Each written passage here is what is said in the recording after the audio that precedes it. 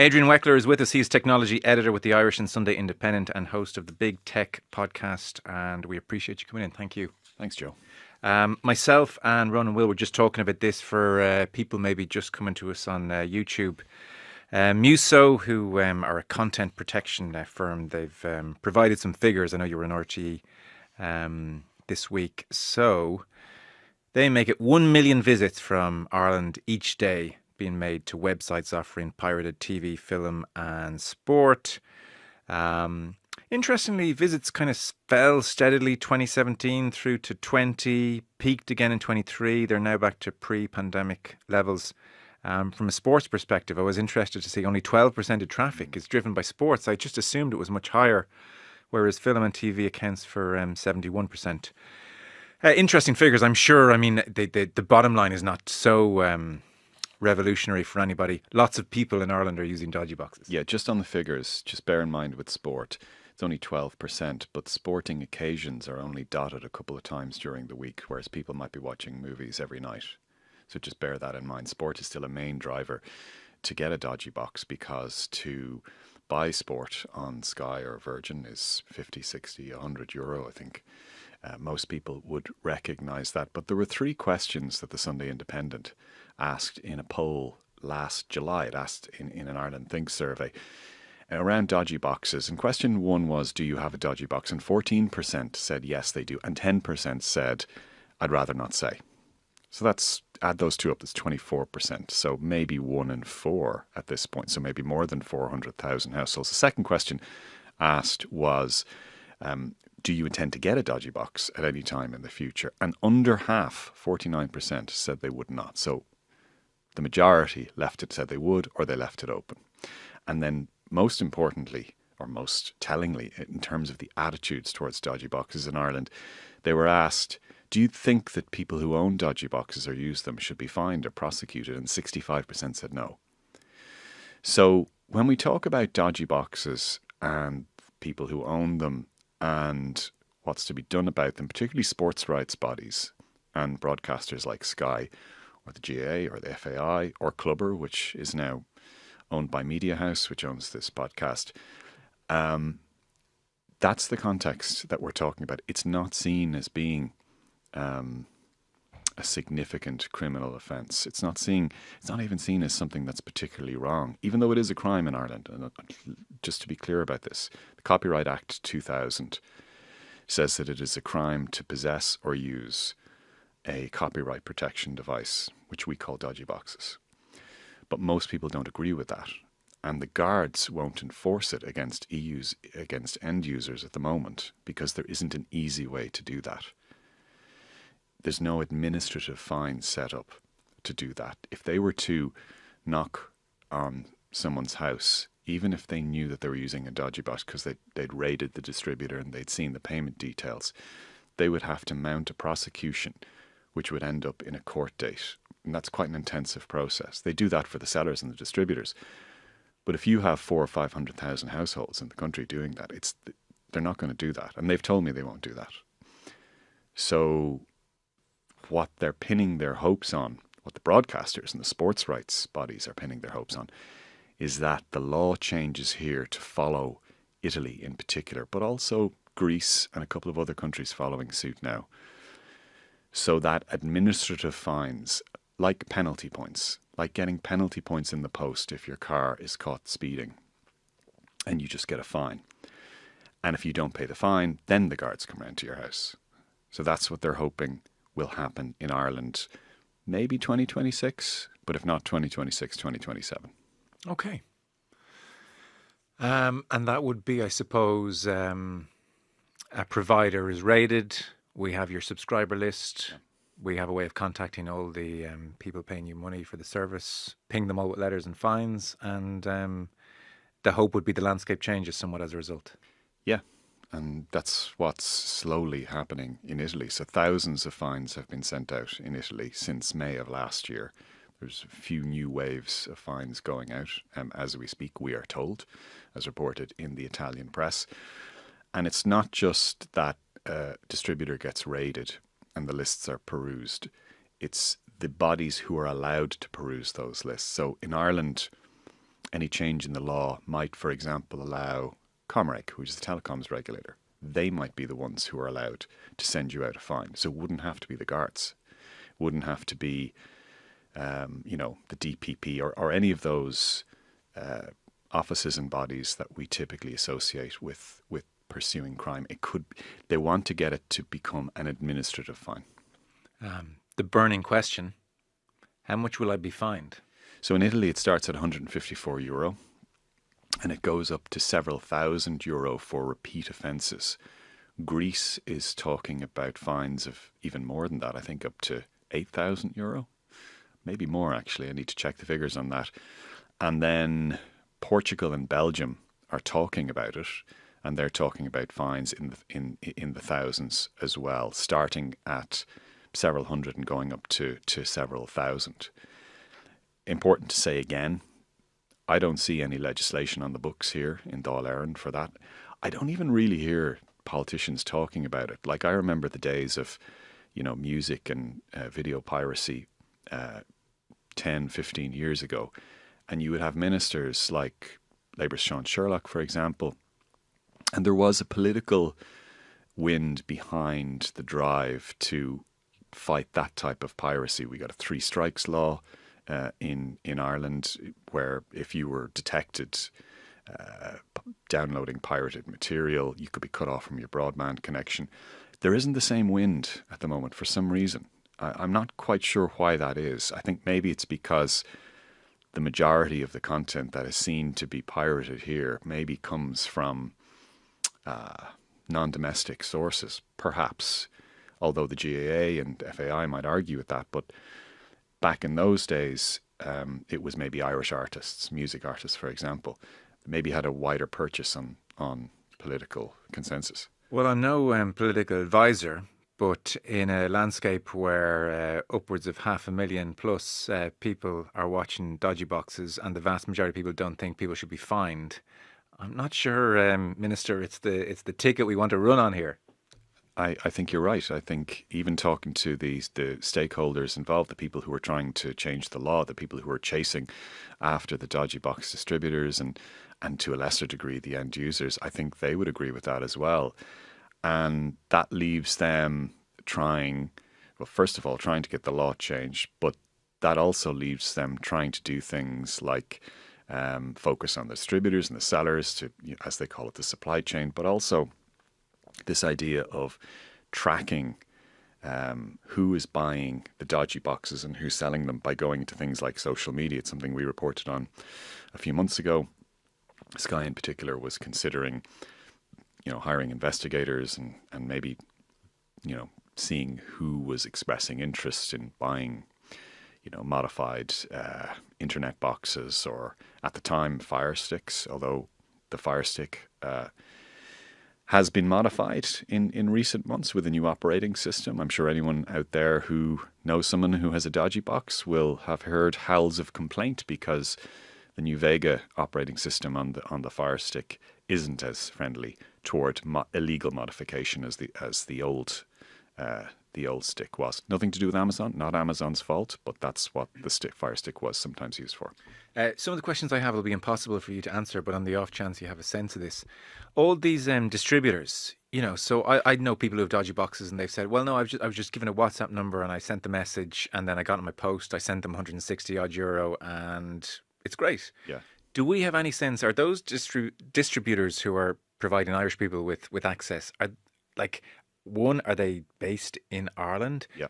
They are? Do we have any idea how many distributors there are? Is there a dominant distributor, or is it like lots of small cottage industries, or do we have a clue? It's small to medium-sized cottage industries. So if a few months ago in the High Court in Dublin, Sky had a civil prosecution against a number of these small to medium-sized resellers of dodgy boxes and dodgy box streams, and they were, Irish guys, and several €100,000 each they were on the hook for. They didn't turn up in court, which is not a smart thing to do, and this is all reported, by the way. These are court reports. Every year there are multiple prosecutions in the Irish courts, also in the British courts. And these are people, these are the person you send your money to via the WhatsApp link. By the way, you get a WhatsApp link and you send them money. I know people do it. I also have an agony aunt column that is inundated all the time with people saying they've been hit by scams. Don't want to put two and two together there, but it's not the best way of organising your TV. But who am I to say that? 400,000 or 500,000 households think otherwise. Yeah, okay. So, well, I guess that makes it slightly trickier then for authorities. There's not some big fish. If they could land that guy, they'd wipe the market. No, there's... What was Bryan Cranston's figure in Breaking Bad called? Heisenberg. Heisenberg. There's no Heisenberg in the Irish market. It's a funny thought, though.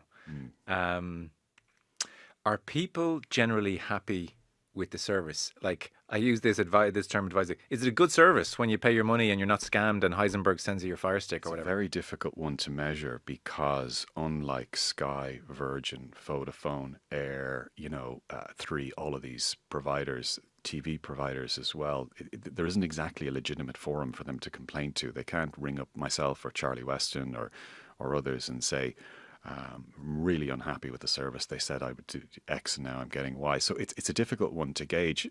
The services are good enough at the price that you're paying, which is typically, I don't know, €10 a month, €12 a month, whatever it is. Maybe it's over €100 for a year for people to keep buying them, which is the main thing. The streams themselves are high enough resolution to keep people using them, I guess. So is it a good service? Will you have all the bells and whistles of cloud recording and red button and green button and all that sort of stuff? Probably not. But it's good enough, it seems. Yeah, market forces are suggesting as much. On the socially acceptable point, it is very striking to see the likes now of Clubber TV. Jimmy Doyle has done several media appearances in recent times. Again, as you said, just to declare an interest of sorts, although it doesn't really have any bearing on this conversation, but owned by Media House now. And I think the same would be true of LOI TV. And I think LOI TV and Clubber would sort of have a degree of goodwill from people. They're providing a very important service, which otherwise would fall through the cracks. There's probably, certainly initially anyway, like borderline and altruistic, we want to support these sports which don't get the support otherwise aspect to how they came into existence. And Jimmy Doyle was saying, like, we reckon up to 40% of our revenue here has just been stolen. And he was saying that he put some old games out under like the heading of current, big game that everyone wanted to watch / steal. And actually he put out an old game for... Somehow he organised it that the definite subscribers got the actual game they wanted, but he put out like an old game to kind of fool the technology. And like he said, like we got loads of correspondence saying, "You've got the wrong game on." What's going on here? The wrong game's on my dodgy box, And he said, on that primetime piece, he said, like, a priority for me over the next year is to make life as miserable and difficult as possible for those people who are taken on footage on the dodgy box. But you kind of wonder, as his voice becomes louder, LOI TV, you wonder, will the socially acceptable aspect dwindle? I suspect it won't. But maybe people are a bit more aware that this isn't just necessarily taking money from Sky Premier League gazillionaires.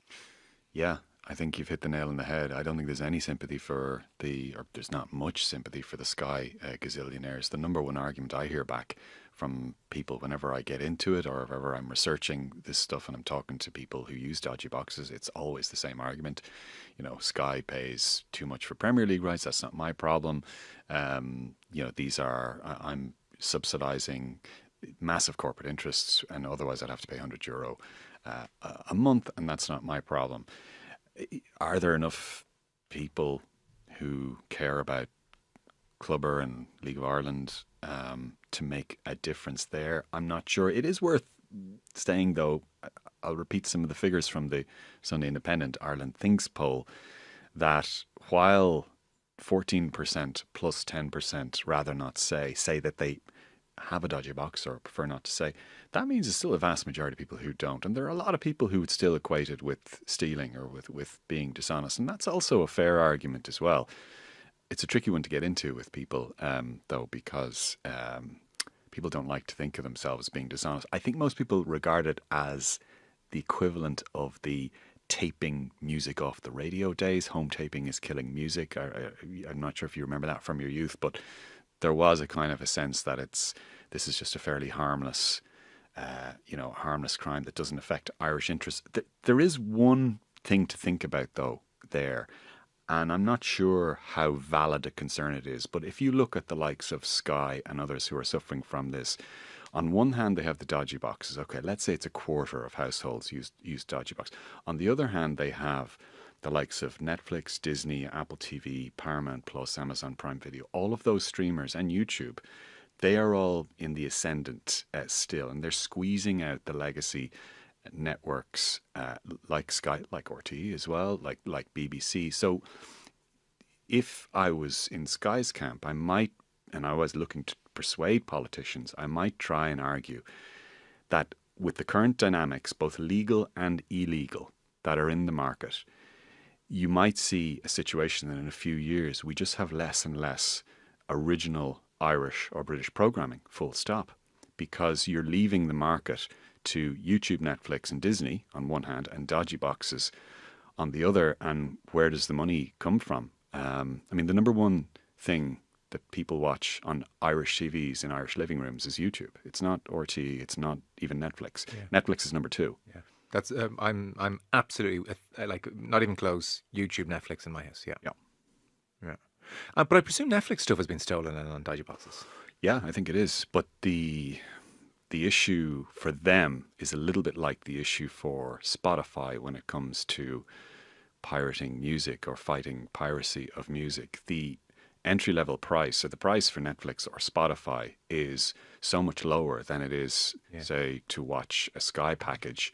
In general, that doesn't affect them as much, and they're willing to take a certain amount of privacy.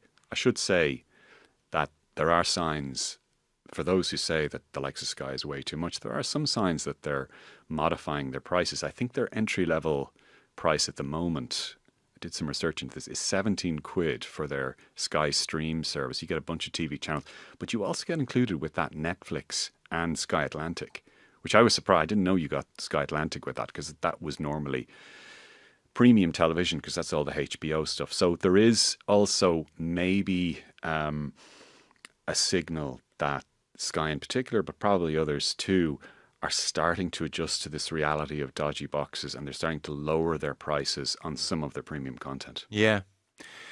God, I'm declaring interest all over the place. Sky sponsor our football coverage. Mm-hmm. But yeah, the Now TV service is certainly cheaper. The upside being it's cheaper and high quality, obviously, resolution and reliable. The downside being you can't record it. I think it's like a 2 to 3 hour window. So if you miss kickoff by an hour, hour and a half, 2 hours and get into yours, you'll just be able to. You're doing this thing where you have to close your eyes so you don't see the score and then back. But it's doable. But yeah, it's definitely more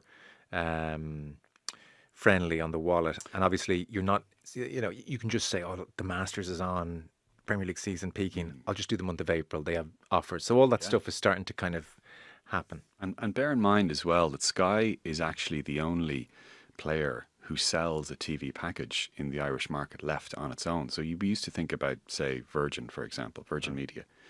And then we saw Vodafone come in with TV and Air TV. None of them sell TV on its own anymore. They're now add-ons to their broadband packages.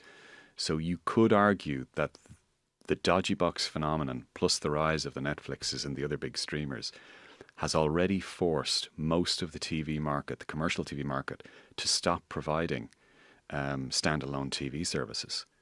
So that's just the overall dynamic of where we're going.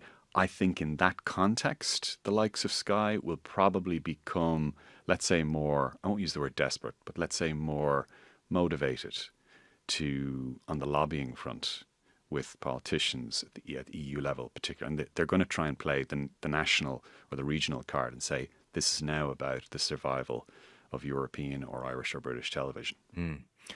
Okay, so to round off the chat, we're going to see how the Italy, Greece, Belgium, Portugal fine system works. I think people are watching with great interest. And the sense you have here is, although there's nothing on the books from a legislative point of view, and you're not seeing any politician out there really driving this message home. You did say you're not, you wouldn't be shocked if 26 into 27 we have some kind of fines system in place here. It wouldn't shock me. Because I feel like every 6 months there's a dodgy, but the end is nigh. You know, Yeah. it's one of Well, those. there have been step changes every 6 months, because we would be right in there on the what's happening with dodgy boxes in the Independent, and there have been some step changes. Sky, and we keep talking about Sky, but they're such a totem for the ones who are fighting against dodgy boxes because it's predominantly their interests that I'll use them again. But they have changed their technique and they've upped their, not aggression, but their determination on this meaningfully a few times in the last year and a half. So every time they do, for example, when they say that they're considering asking the Data Protection Commissioner how far they can go into your social media, for example, to monitor or to track you using personal investigators, it's quite interesting that they could be thinking along the lines of civil suits. We've seen them use civil suits against distributors and sellers where they felt that the criminal law is too slow.